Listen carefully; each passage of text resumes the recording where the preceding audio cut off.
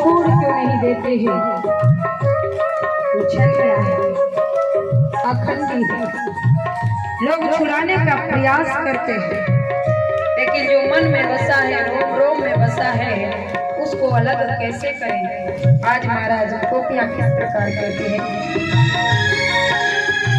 मन में बसे हो मुरली मनोहर, मन में बसे हो मुरली मनोहर, जन्म जन्म की मेरी धरोहर, जन्म जन्म की मेरी धरोहर, मेरी प्रीतियों ही बढ़ती रहे सवरिया तेरे लिए, मेरी प्रीतियों ही बढ़ती रहे सवरिया तेरे लिए, लाखों के बोले से सवरिया तेरे लिए, मेरे लाखों के बोले से सवरिया तेरे लिए।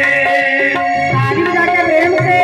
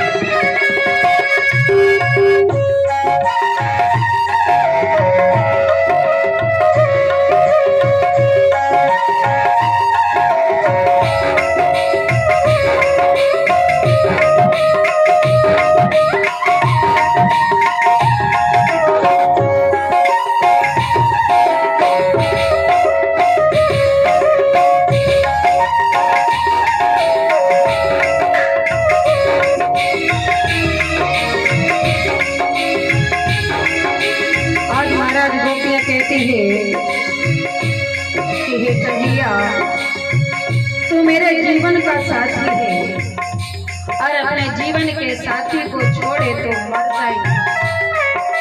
तुझे छोड़ जीवित रहना संभव नहीं है, तुझे छोड़ा नहीं जा सकता है। आज महाराज गोपियां किस प्रकार कहती है?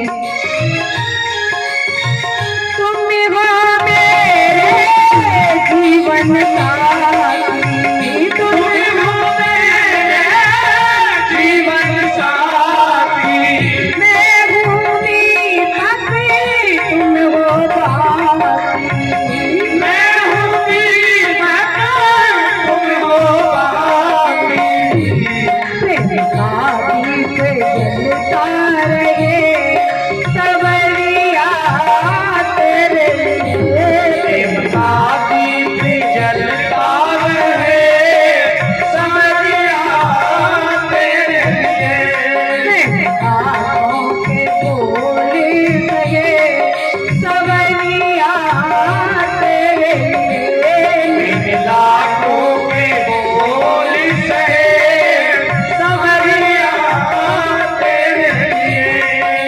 ताली बजा के प्रेम से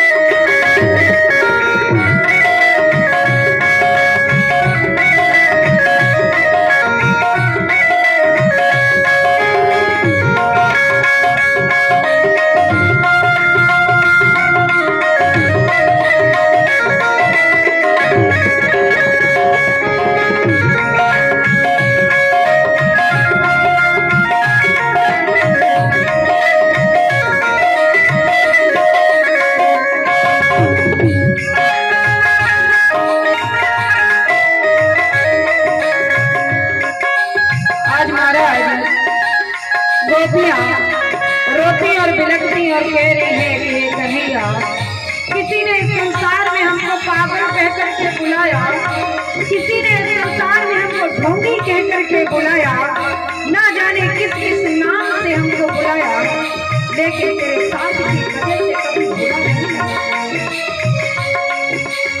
लेकिन आज कन्हैया हृदय उन बातों से छल नहीं हो रहा है, याद आ गई सारी बातें जब तू छोड़कर चला गया है। आज महाराज गोपियां किस प्रकार कहती है।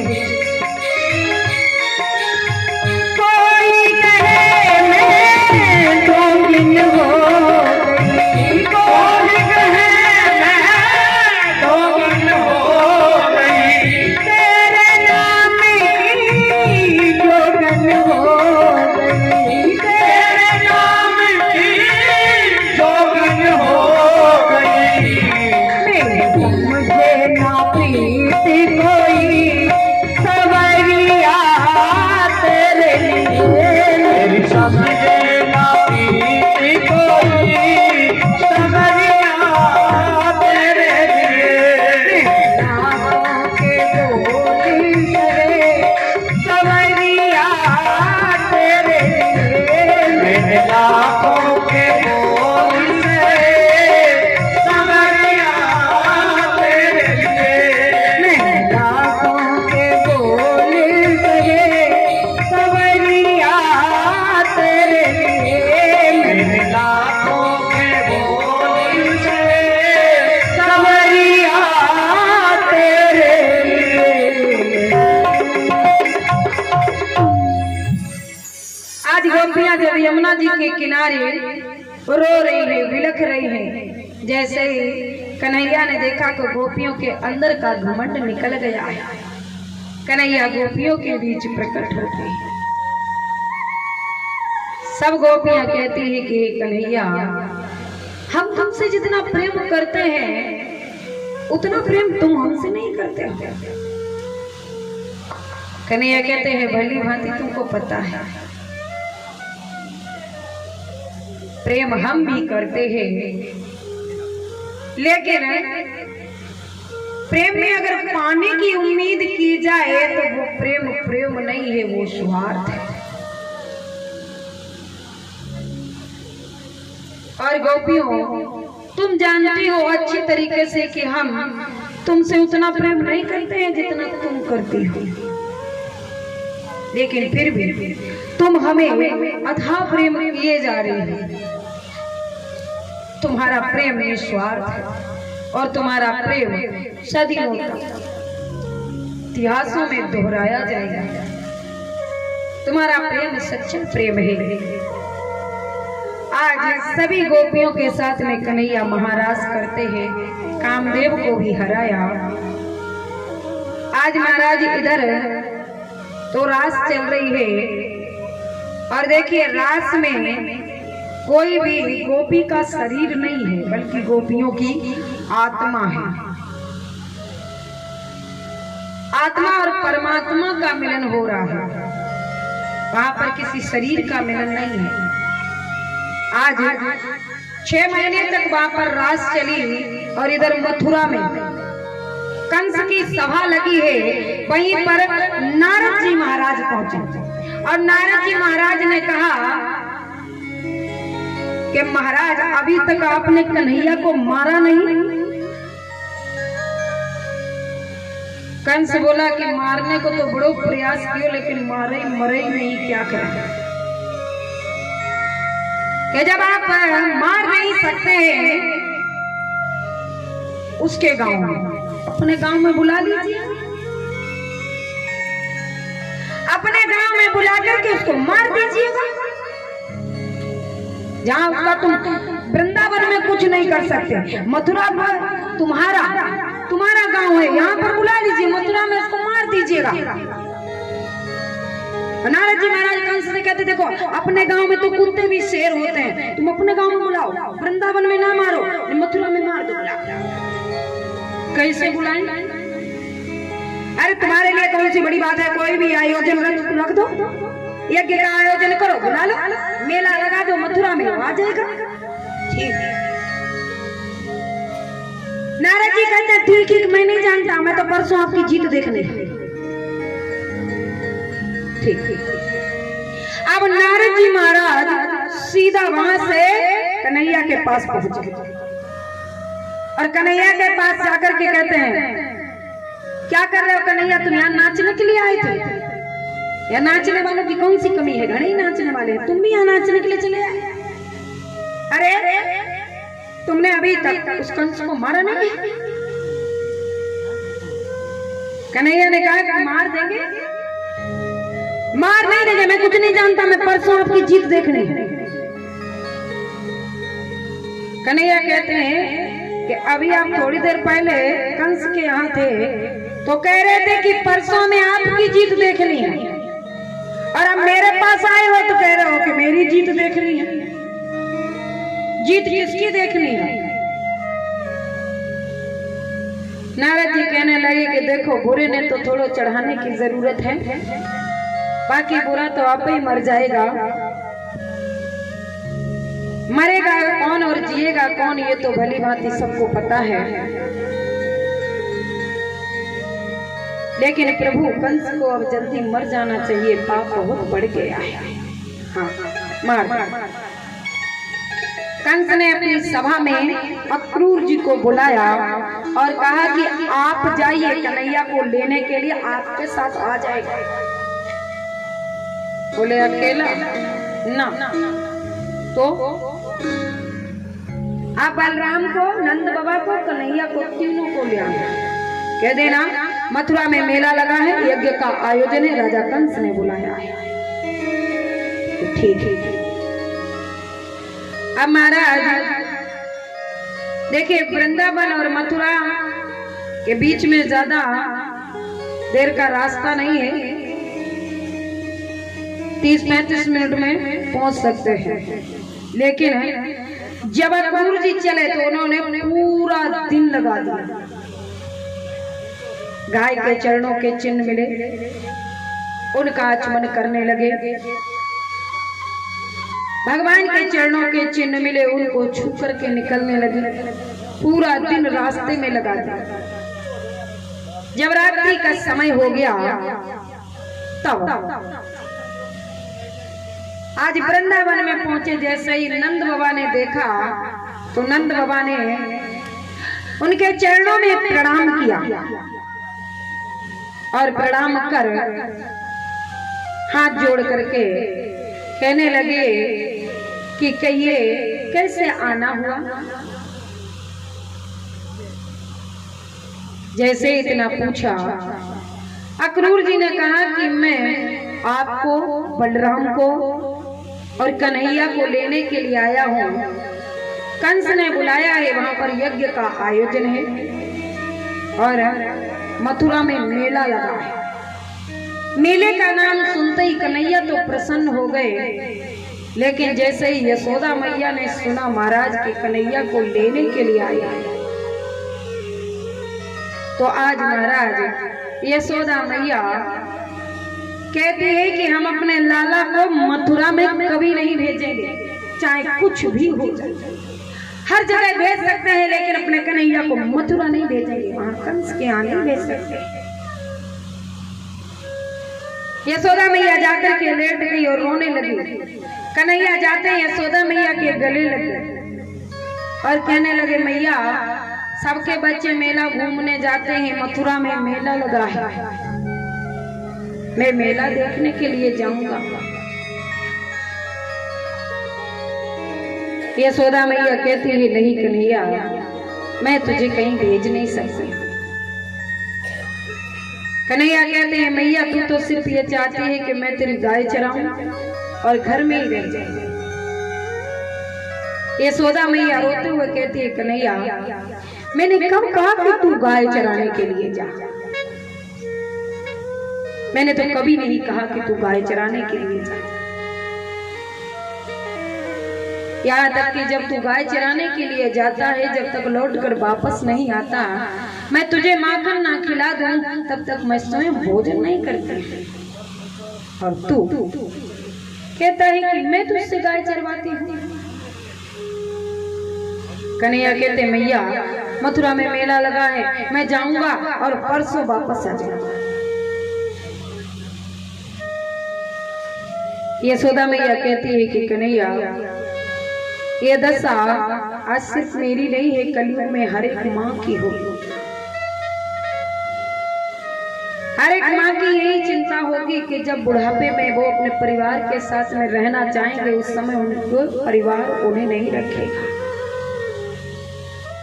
जब माँ अपने बच्चों के साथ रहना चाहेगी, उस समय उन्हें अकेला रहना पड़ेगा।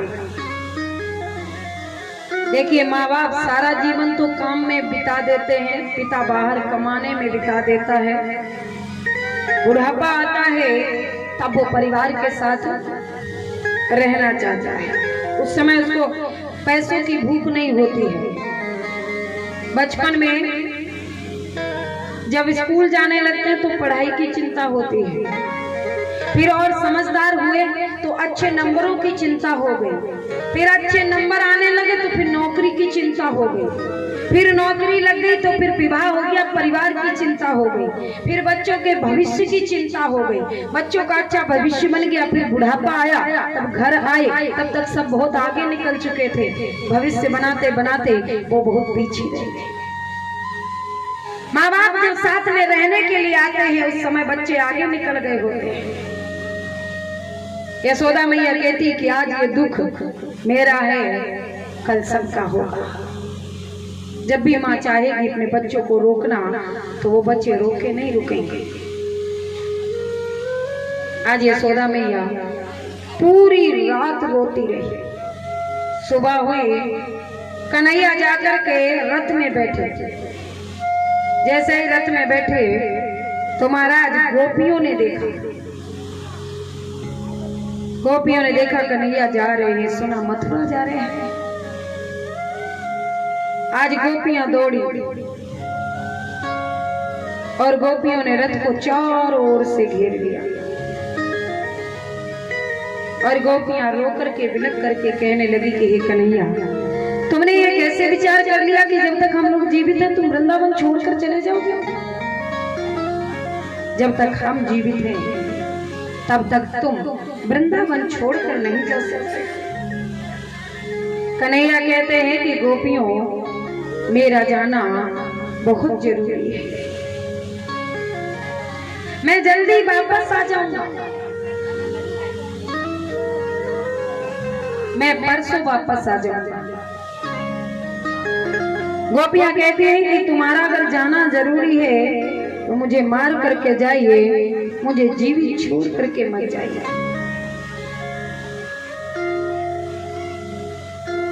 आज महाराज कन्हैया एक गोपी को समझाते हैं और कहते हैं कि मेरा जाना बड़ा जरूरी है, मैं परसों वापस आ जाऊंगा। कहते हैं कि कन्हैया अगर ये ना कहते कि मैं परसों वापस आ जाऊंगा तो वृंदावन खत्म हो जाता, कोई होता नहीं। गोपियां कहती है या तो कन्हैया हमें मार कर चला जा, अगर तेरा जाना जरूरी है तो हमें जीवित छोड़कर मत जा, हमें मार कर चला जा, और या ये कह दे कि तू कभी लौट कर नहीं आएगा तो अपने जीवन को हम स्वयं समाप्त कर देंगे। लेकिन अगर तेरी उम्मीद लगी रही कि तू आएगा तो मर के भी हम मर नहीं पाएंगे तेरे इंतजार में कि कन्हैया आएगा वापस, ये इंतजार लगा रहेगा।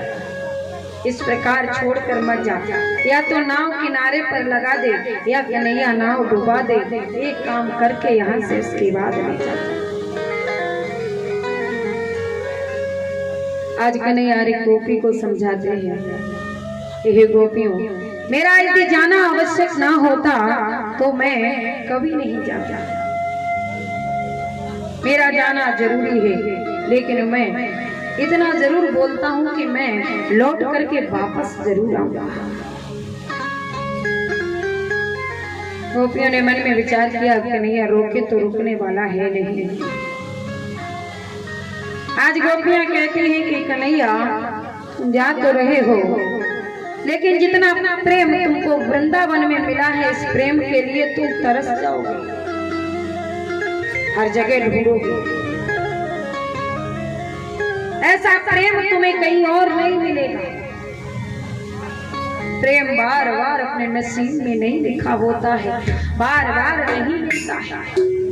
आज मिला है तो तू ठुकरा करके छोड़ करके जा रहा है, ध्यान रखना कि तुझे ये प्रेम बार बार नसीब नहीं होगा, बार बार तुमको नहीं मिलेगा। आज गोपियां कहती हैं कि हे कन्हैया तुम जा रहे हो जाओ, लेकिन याद रखना कि इतना प्रेम तुम्हें और कहीं नहीं मिलेगा। आज किस प्रकार से गोपियां कहती हैं,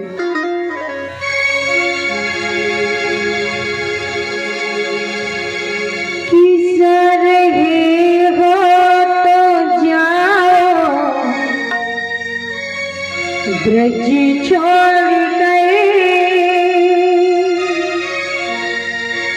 सबका दिल तोड़ गए, प्रेम व्रज का कन्हैया नहीं पाओगे, नहीं पाओगे। जा रहे हो तो जाओ, ब्रज छोड़ कर सबका दिल तोड़ कर,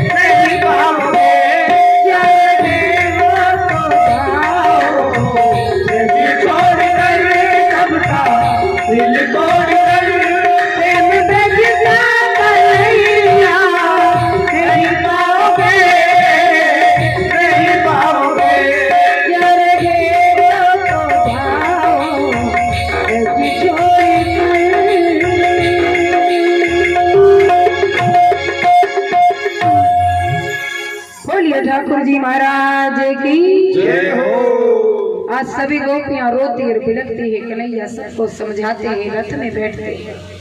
रथ जैसे ही आगे बढ़ता है, आज पीछे से यशोदा मैया दौड़ती है। जैसे ही महाराज यशोदा मैया को दौड़ते हुए देखा, यशोदा मैया दौड़ती दौड़ती जैसे ही पृथ्वी पर गिरी, कन्हैया ने कहा, क्रूर जी मेरी माँ पीछे आ रही है, रथ को रोकिए। रथ रुका भी नहीं, कन्हैया चलते हुए रथ से नीचे कूद गए। दौड़कर जाकर अपनी मैया को गले से लगाया और कहने लगे, मैया तू पीछे पीछे क्यों दौड़ रही है?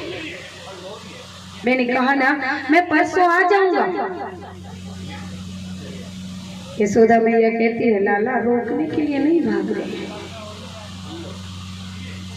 तेरी मेरी रात बात हो गई थी कि तू रोकने से नहीं रुकेगा, तो रोकने के लिए नहीं दौड़ रहे हैं, तो फिर किस लिए भाग रहे हैं?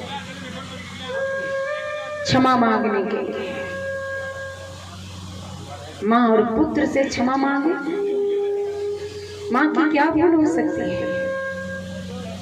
यशोदा मैया कहती है, एक भूल है,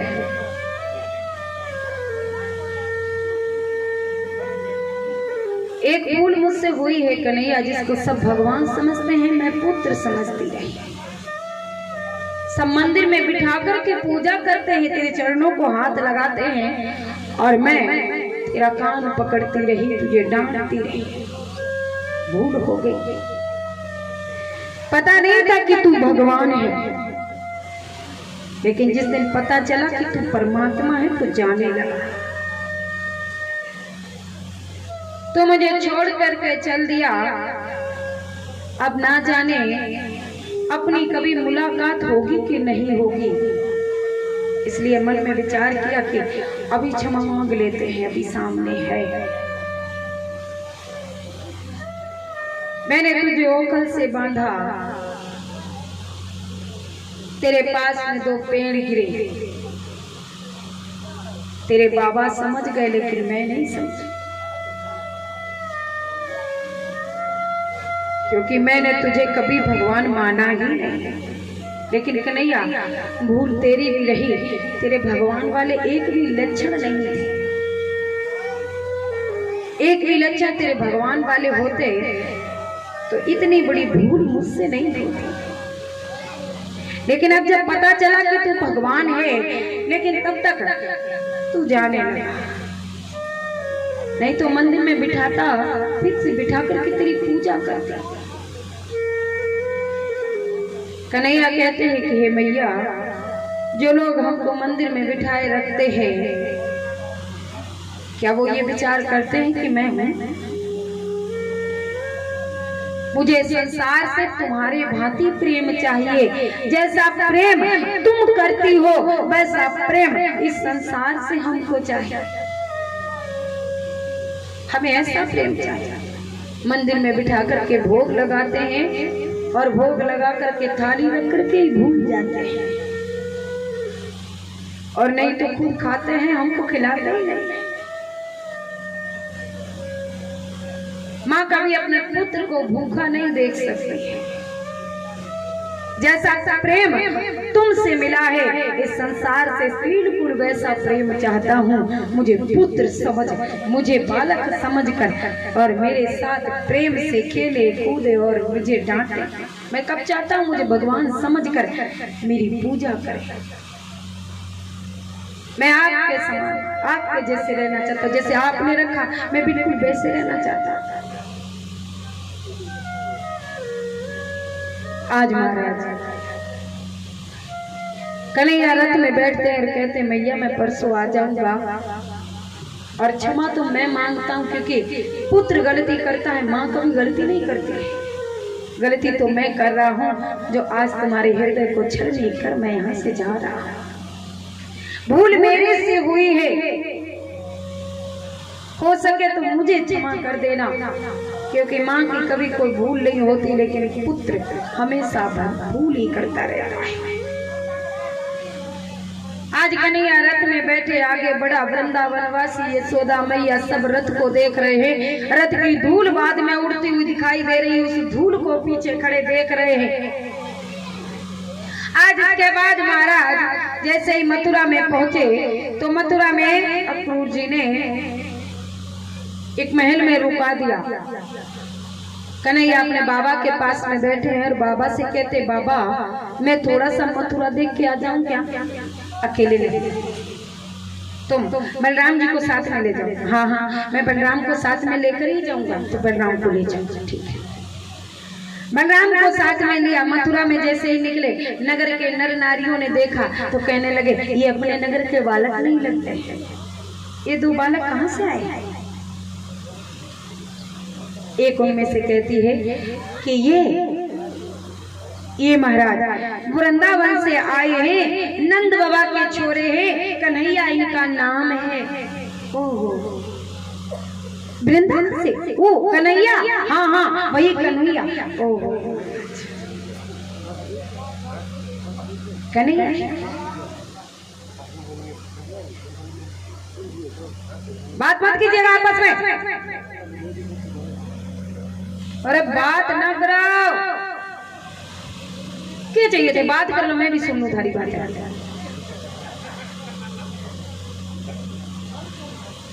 एकदम शांत रहेगा। पता नहीं के पंचायत डालो था ना, पांडाल में भी चैन नहीं है। बाकी तो चैन नहीं है, पांडाल में भी धन चैन नहीं है। अब मैं बीच में पूछ दूंगी कुछ कथा कहाँ चल रही है, फिर चुपचाप हो जाओगे। कथा पर ध्यान दीजिएगा, बीच में छोड़िएगा नहीं। आज महाराज सभी कहने लगे, अच्छा अच्छा ये वो कन्हैया है जिसने बड़े बड़े राक्षसों को मारा है। हाँ ये वही कन्हैया है। ओहो धन्य भाग्य हमारे जो कन्हैया के दर्शन करने को मिले हैं, बढ़िया भाग्य है हमारा। आज महाराज कन्हैया जब चलने लगे तो पीछे पीछे बच्चे चलने लगे और कन्हैया से पूछने लगे, अरे कन्हैया हमको मित्र बनाओगे? हाँ ठीक है। अरे कन्हैया तुम जा कहाँ रहे हो? कन्हैया ने कहा कि मैं अपने मामा के यहाँ जा रहा हूँ। मामा कौन है आपके? मेरे मामा है राजा कंस। ओ कंस के यहाँ जा रहे हो? फिर मैं नहीं जा सकता। क्यों? देखो भाई आप के मामा राजा, आप राजा, अच्छे वस्त्र हैं आपके पास में और हम लोगों के पास फटे पुराने वस्त्र हैं। और कहीं अच्छे घर जाएं तो अच्छे वस्त्र होने चाहिए, तभी तो इज्जत होगी वहाँ। चलो वस्त्र की तो बात है, हाँ वस्त्र की बात है, वस्त्र आगे आओ दिला देते हैं। कन्हैया ने सामने से देखा कंस का धोबी आ रहा है और उसके सर पर एक गठरी रखी है जिसमें राजा कंस के वस्त्र हैं। कन्हैया ने पूछा इस गठरी में क्या है? धोबी बोला महाराज कंस के कपड़े। बोले मेरे ग्वालों को दे दो, इनके पास कपड़े नहीं। धोबी कहने लगा ये कपड़े हमारे मरने के बाद मिलेंगे। कन्हैया बोले अच्छा देखो वस्त्रों की तो हमको बहुत जरूरत है और तुम्हारे मरने के बाद मिलेंगे, तो तुम ऐसा करो मर जाओ। एक जोरदार मुक्का मारा और धोबी का राम नाम उठाया, कपड़ों को लो सब ग्वालों को दिए। अब ग्वालों ने देखिए ग्वाले तो छोटे छोटे हैं और राजा कंस ओहो इतना बड़ा। अब वस्त्र महाराज उठाए पहने तो किसी ने तो पकड़े नहीं तो नीचे निकल गए और किसी ने पकड़े ऊपरी तो वो लंबाई ज्यादा है तो चल नहीं पा रहे हैं। बोले कन्हैया ये वस्त्र ठीक नहीं है, ये वस्त्र महाराज में पहन के चल भी नहीं पा रहा हूं। तो दूर से पता चल रहा है कि हम चुरा करके पहन करके आए, ये पहन करके नहीं जाना। कोई बात नहीं है, आइए सामने देखिए दर्जी बैठा है, आओ फिटिंग के करा लेते हैं। दर्जी के पास में पहुंचे, दर्जी से बोले लो ये कपड़े और ये रहे मेरे ग्वाले, इनके नाप के कपड़े बना दीजिएगा, इनको काट चाट करके और मेरे ग्वालों के नाप के बनाओ। अब जैसे ही दर्जी ने सामने देखा धोबी मरा पड़ा है तो दर्जी ने मन में विचार किया मना करने को कोई लाभ नहीं है, काम करने में ही भलाई।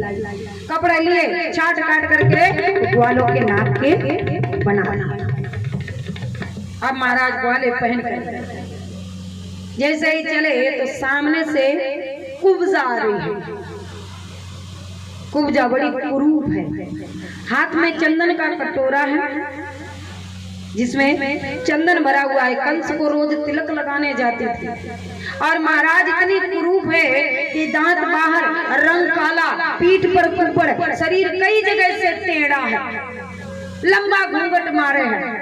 और जैसे ही निकलते हुए कन्हैया ने जैसे ही देखी बड़ी अच्छी खुशबू आ रही है इस कटोरे से, पहुंचे कन्हैया, आगे से घेर कर खड़े हो गए और कहने लगे, अरे ओ सुंदरी।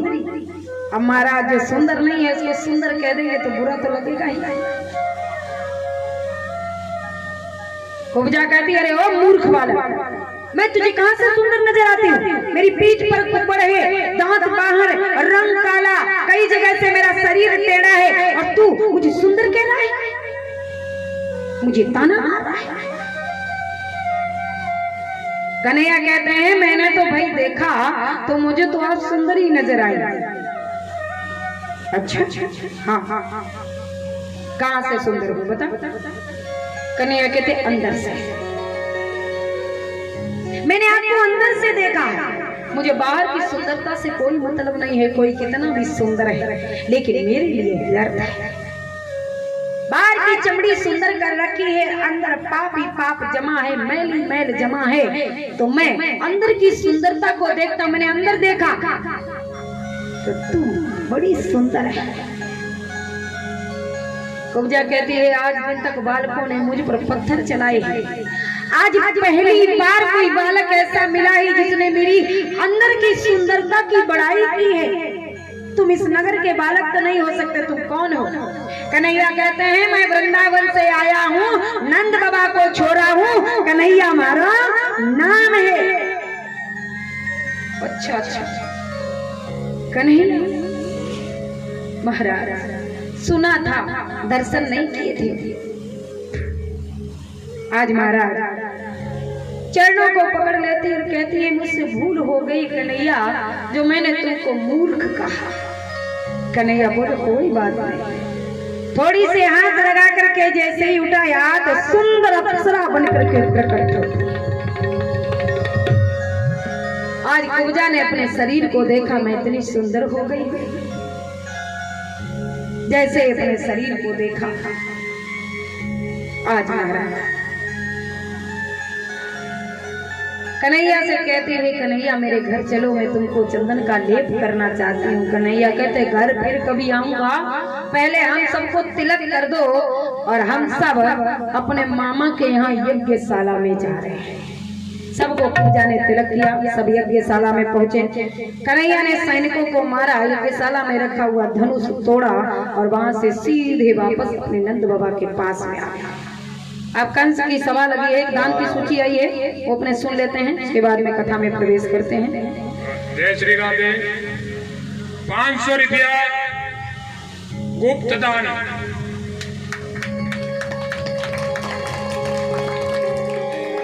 और 1100 रुपया गुप्त दान, 1100 रुपया मांगीलाल मनोज कुमार पांड्या, 500 रुपये चेतन राम प्रजापत, श्री कन्ना राम प्रजापत, 100 रुपया लादूराम जी अड़माल सर की तरफ से, 1100 रुपया उद्दाराम जी पिलानिया, और 3500 रुपया है श्री मोतीलाल, श्री रेवतराम, श्री ओम प्रकाश सपुत्र, स्वर्गीय श्री राधा किशन जी